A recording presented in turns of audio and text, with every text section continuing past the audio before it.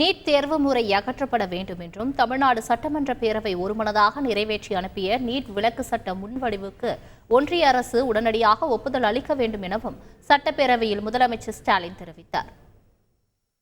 அண்மையில் நடைபெற்ற நீட் தேர்வின் போது அரங்கேறியுள்ள சம்பவங்கள் போட்டித் தேர்வுகளின் மீது நமது மாணவர்கள் வைத்துள்ள நம்பிக்கையே நிலைகுலைய செய்துள்ளன.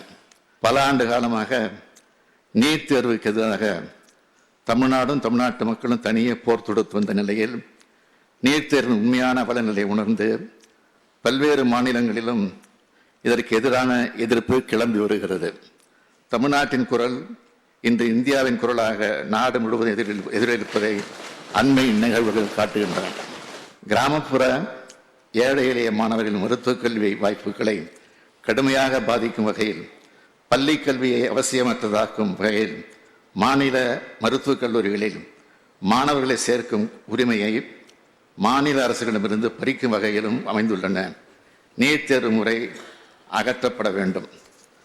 இந்த தேர்விலிருந்து தமிழ்நாட்டிற்கு விலக்களித்து பள்ளி கல்வியிலும் மாணவர்கள் பெறும் 12ஆம் வகுப்பு மதிப்பெண்கள் அடிப்படையில் மருத்துவ மாணவர் சேர்க்கையை மேற்கொள்வதற்காக இந்த சட்டமன்ற பேரவை ஒருமனதாக நிறைவேற்றி அனுப்பிய நீட் விலக்கு சட்ட முன்வடிவுக்கு ஒன்றிய அரசு உடனடியாக ஒப்புதல் அளித்திட வேண்டும்.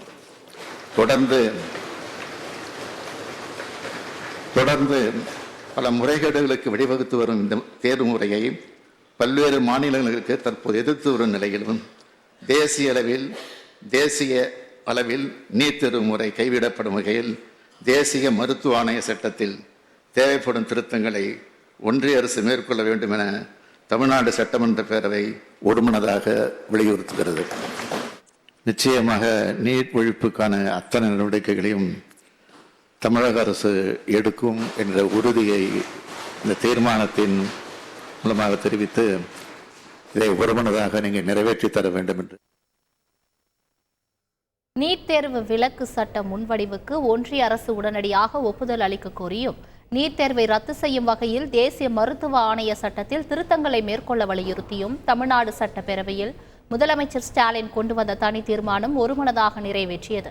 இத்தீர்மானத்தின் மீது அவையில் உறுப்பினர்கள் கருத்துக்களை தெரிவித்தனர்.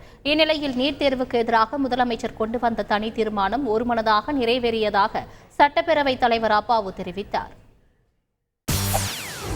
செய்திகளை உடனுக்குடன் தெரிந்து கொள்ள உடனே சப்ஸ்கிரைப் பண்ணுங்க.